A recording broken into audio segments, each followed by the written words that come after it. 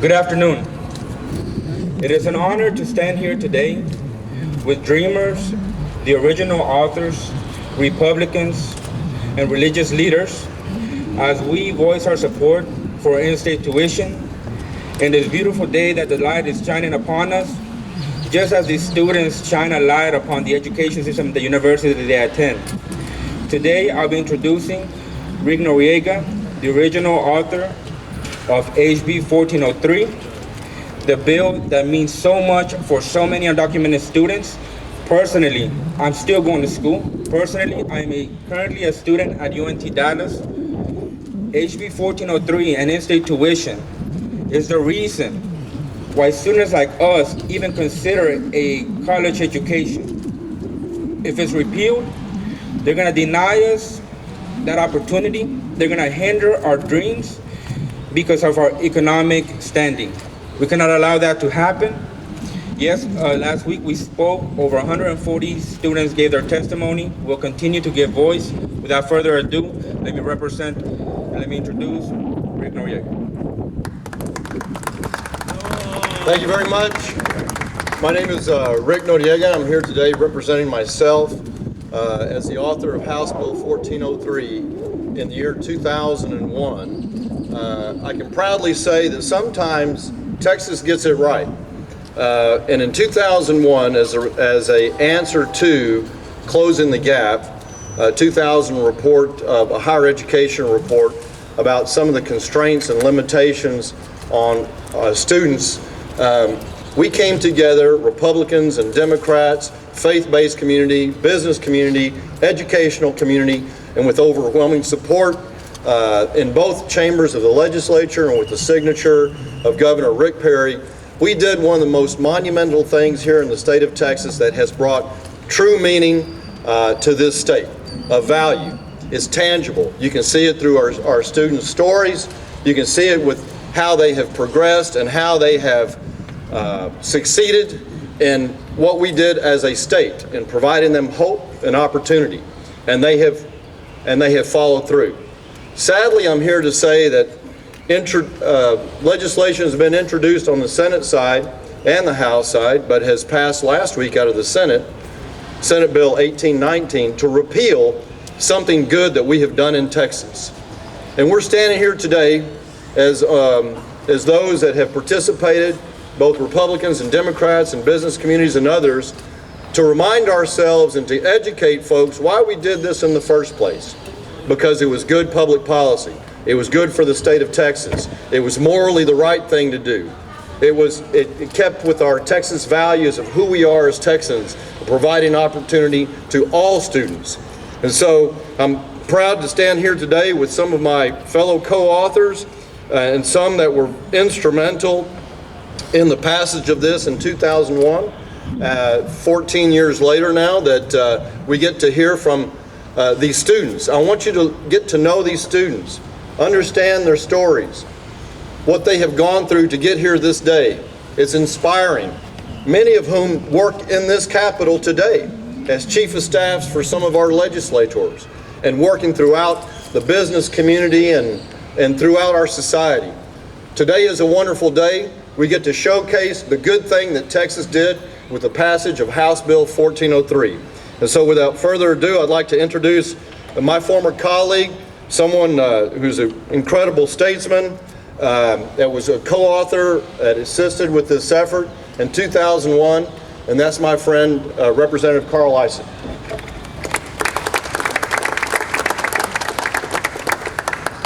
Good morning. It's nice to be with y'all. I just want to say from my perspective in 2001, as Rick said, it was the right thing to do. When I looked at this legislation and we talked through it, I realized that this bill aligned with what I believed in and what I thought was best for Texas. It validated the principles of conservative government as I recognize them and I delineate, and it was in keeping with my idea that we should be a community or a state that gives opportunity to people to be successful. What they do with those opportunities is their own, is up to them, but we should be about opportunity. There are many people in this building behind us that made the same vote that I did, that still that still believe that this was the right thing to do. So this is not a partisan issue. It should never be construed as a partisan issue. It should be construed as a principled issue. What do we believe is right and best for the future of our state? So I would cast the vote again today if it were before me today, and I would encourage y'all to continue to talk to the members, tell them your story. You will find that you have an awful lot of support on both sides of the aisle, but there are 181 people in that building with a vote, and all of them may have different ideas, and just be respectful of that as well as you move forward. So I thank you for your time. I look forward to seeing the continued success of the students who participate in this program. Thank you.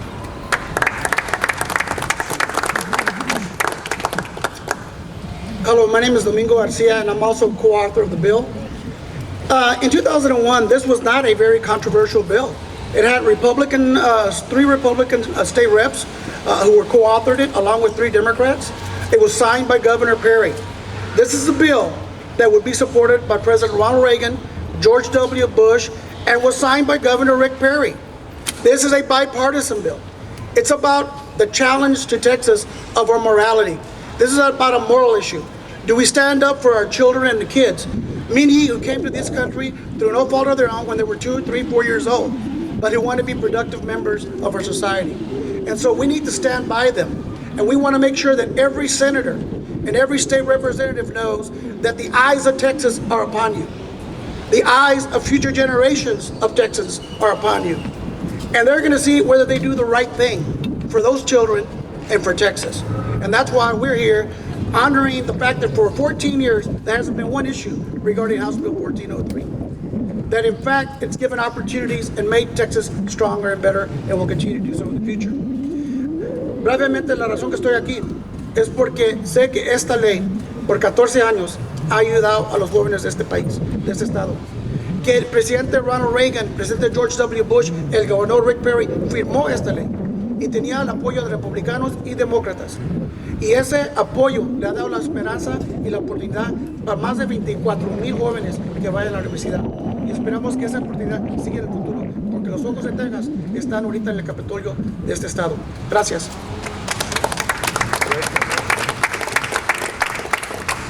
Good morning, my name is Juan Hernandez. I had the honor of advising Rick Perry at that time on passing precisely this, our DREAM Act in Texas. Muy buenos días, soy Juan Hernández, tengo el gran honor de estar aquí con ustedes. De aquel tiempo pude participar en apoyar nuestro DREAM Act con el gobernador Rick Perry. I heard an African-American preacher speak to a group once about how do you win over African Americans for different causes, and he said you have to do the 3 be-theres. He said you have to be there physically, you have to be there to listen, not just to tell people what they want to hear or what they should hear, but you have to be there when it counts. En este momento, lo que cuenta es que estamos en un momento histórico. Texas fue el líder, fue el primer estado en la nación americana que pasó un DREAM Act. Y aquí estamos para asegurar de que Texas continúe siendo el líder para estos jóvenes. Texas was the leader. It was the first state. Then we were able to promote it in California, if you remember. Then we were able to promote it in New York. And then there were about 8 states at that time that passed a type of DREAM Act. But we were the first. And I'm here now, present at this historic moment with my friends to promote, as a Republican, that we keep this law that is so right. Let's continue being the leaders in Texas. Thank you. God bless you. My name is Pastor Tim Moore. I am a voice of Bibles, badges, and business from Washington, D.C., and I am a senior pastor of Walkworthy Baptist Church here in Austin. Reasonable people can come to different conclusions. The legislature of 2001 is obviously not the legislature of 2015. I have spoken with many of those who have been part of the origination of this bill. I know many of those in their testimony from the last couple of weeks in terms of why they did what they did and how they feel about the last 15 years. And the testimony surrounds itself around 2 or 3 points. Number one, the first argument was there's not enough slots, and we need to protect slots for Texas children. And the testimony collectively all across the state is that, with the exception of the University of Texas and sometimes Texas A&M, there are ample slots for any Texan that wants to go to higher education in community colleges and most of our state universities. So protectionism and nativism is, by the facts, not a good argument to support repealing in-state tuition. The second argument that I've heard is they're illegal. Well, let me just not assume what most people believe. Let me test the facts. I didn't know until I sat in on a Senate committee hearing, but the facts are that 27,000 undocumented Americans that are living here that are undocumented, they have satisfied state law for state residency.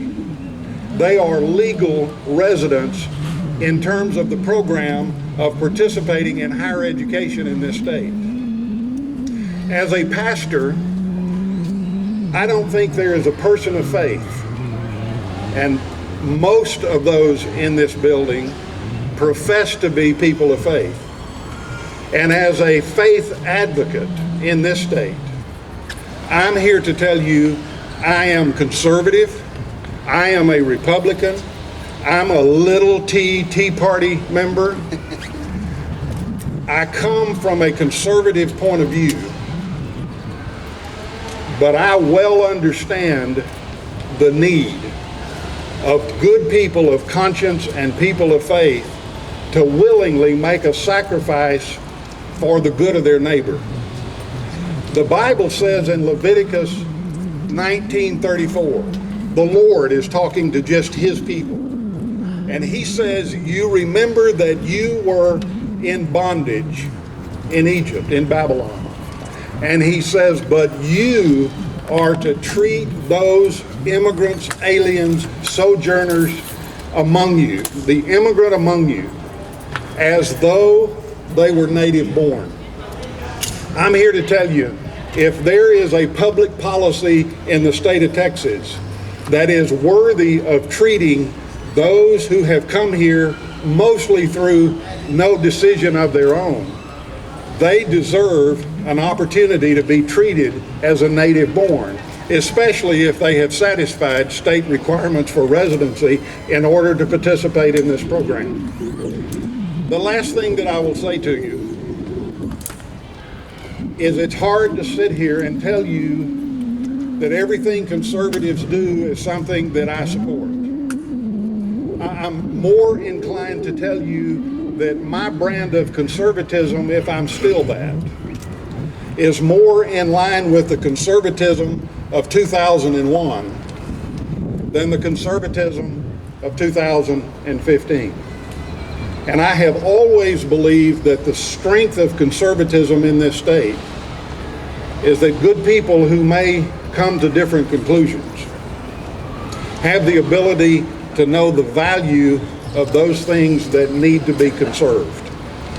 In-state tuition is worthy of being conserved.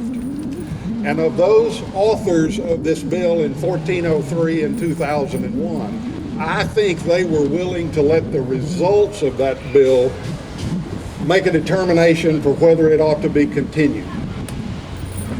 The U.S. Chamber of Commerce says the immigrant living among us, the collective population of immigrants, they are twice as likely to start a new business than a native-born Texan or citizen.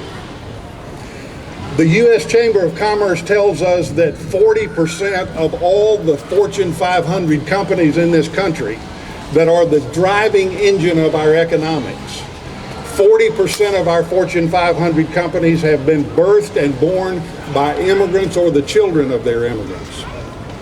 Those same statistics, they tell us that 28%, almost 1 in 3, of all baccalaureates for the last 50 years come from the immigrant student, not the native born. And lastly, 75% of all of the patents that have been generated from the top 10 research universities in America did not come from the native born, but they came from the immigrant that wanted an opportunity.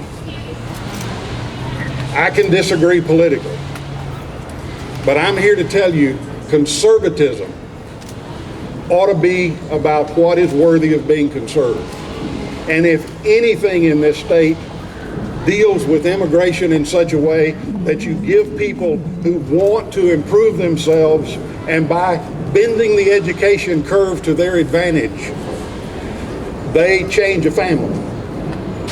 And when you change a family, you begin to change a community. And when you change a community, you begin to change a state.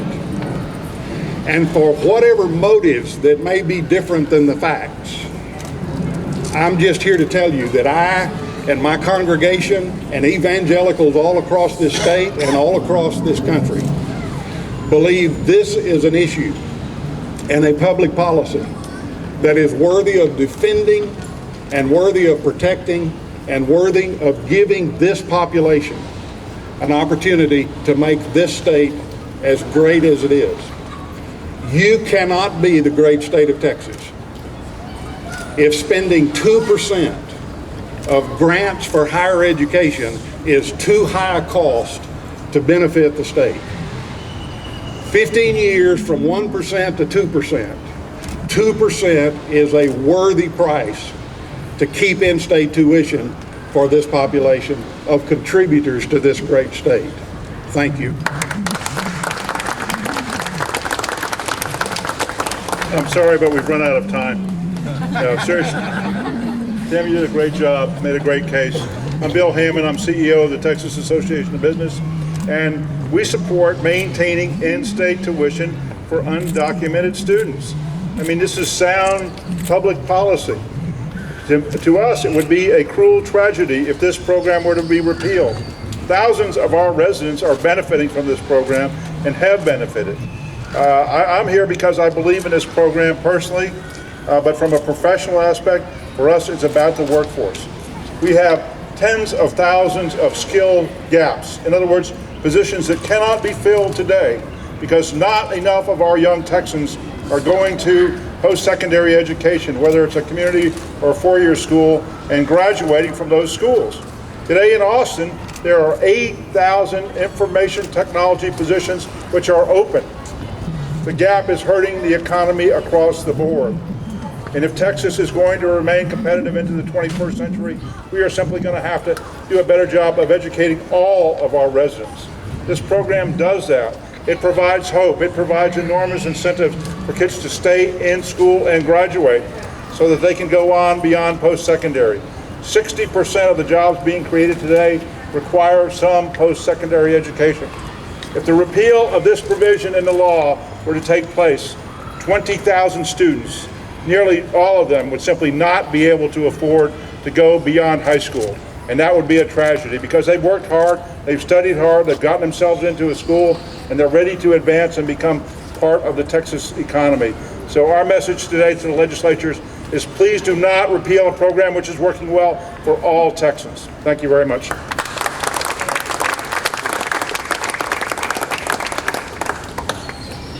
My name is Ramon Romero Jr. from Fort Worth, Texas. I'm the current state representative here. My message is very simple. I think the pastor gave us every statistic we need. You've heard the original authors tell you why they did it. And I think above all, I really like what Domingo Garcia said, and that the eyes of Texas are upon you. Every representative and senator in there should realize that this is not a subject that's just simply going to be swept under the rug, an amendment that's going to be gone and forgotten. This is something that's going to affect thousands, and thousands will not forget if they make the wrong decision. Yo soy representante de Fort Worth, Texas. Me llamo Ramón Romero Jr. Y yo creo que el pastor lo dijo muy bien. Nos dio los números que nos dicen que esto es bueno para el Estado. Lo que sabemos que no se va a olvidar si estas personas calan a puchar esto por debajo del tapete. que las personas que les afectan no se van a olvidar. No se van a olvidar de una cosa que les afecta a tantos, no solamente a los jóvenes, a los hijos, pero también las generaciones del futuro. Bill Hammond will tell you that back then in 2001, when these gentlemen made the right decision, and Rick Perry said during his presidential speech that you have to have a heart to do something like this. There were brave men and women that made a good decision. A great decision, you could say. A great decision that's given fruit to the state of Texas. And today, look at how far we've come. We've come so far today that we're looking at those that need us the most, and we're telling them, we don't care. Go out there and find your way. That's not the state of Texas. Other states around the country wish that we had the benefit of these young men and women working so hard as they are here in the state of Texas. We can argue that those people moving from California might have moved here to Texas because they didn't like the anti-immigrant rhetoric that was going on in their state. And now they're here. I mentioned to a reporter earlier, we sanction countries all around the internationally, we sanction countries. What would happen if other countries begin to sanction and do business with other states rather than Texas because of this particular issue right here? What would happen if Mexico, our #1 trading partner, said, I don't like the way you're treating my immigrant children, the children that have gone to your country? What country would ever export what is the most valuable to their country, which is labor, their youth? Mexico and other countries are exporting their youth to this country. We should be glad to take that and use that. Nunca un país va a dar lo mejor de lo que tienen, que es su juventud. En este caso nos traen labor, trabajan en nuestros campos, trabajan en nuestros restaurantes, trabajan en hoteles y también trabajan en esos edificios atrás de nosotros, como intelectuales, como profesores, también aquí dentro de este edificio. Tenemos que reconocer que si fue buen negocio antes, es buen negocio hoy. Going back to the dollars, this was a financial decision. When the gentleman, the pastor, talks about being a conservative, and what is your brand of conservatism? Fiscal conservatism never changes. When the gentlemen and women do the math, if the math adds up that there's a financial benefit to this state, then it's an easy decision. I, as a state representative, would ask any representative that's inside this building or any senator, don't lie to yourself. Don't call yourself a conservative, certainly not a fiscal conservative, if you make the decision to repeal the DREAM Act. The DREAM Act that helps those students that we have already spent money to educate. And this is just simply the last leg. Nothing worse than dropping the baton when you hand it to the anchor. And that's what this is about. We're at the anchor stage. Don't drop the baton. Thank you very much. My name is Miguel Solis, and I currently serve as the Executive Director of the Latino Center for Leadership Development, and I'm also the President of the Dallas Independent School District Board of Trustees, which is the second largest school system in our state and the 14th in the nation. I'll be providing the closing remarks. Let me start with this. Robert F. Kennedy once said, "Some people see things as they are and ask why. I dream of things that never were and ask why not." In 2001, this legislature asked themselves, why not? Why not provide hope to children who have dreams and have aspirations? Why not provide our nation with a hopeful way to address an immigration system that we know is broken in DC? Why not? And then those legislatures then turned to dreamers and asked them, why not? Why not you? Why don't you become our next business leaders? They made a tough decision then, and this legislature today is going to have to make a tough decision as well. In my opinion, Senate Bill 1819 is ill-conceived and it's short-sighted. In Dallas ISD, we have a whole host of undocumented students who will be negatively impacted by this bill, Senate Bill 1819, if it's passed. So I urge the legislators, please kill this bill, and let's never bring this conversation up again. Let's work to try to continue to remain a positive example to this nation so that our nation can take the lead from Texas, as it does time and time again. At the end of the day, citizens of Texas should ask themselves one question: are we really ready to end the dream? Are we really ready to end the hopes? I think we all know the answer to that question. The answer is no. Let's continue to work together to make sure that we are supporting our students, documented and undocumented, and let's continue to chart a positive course for this state and for the nation. Thank you all very much. We appreciate your time. Thank you for covering this event, and we look forward to making sure that Texas remains a great state. Thank you.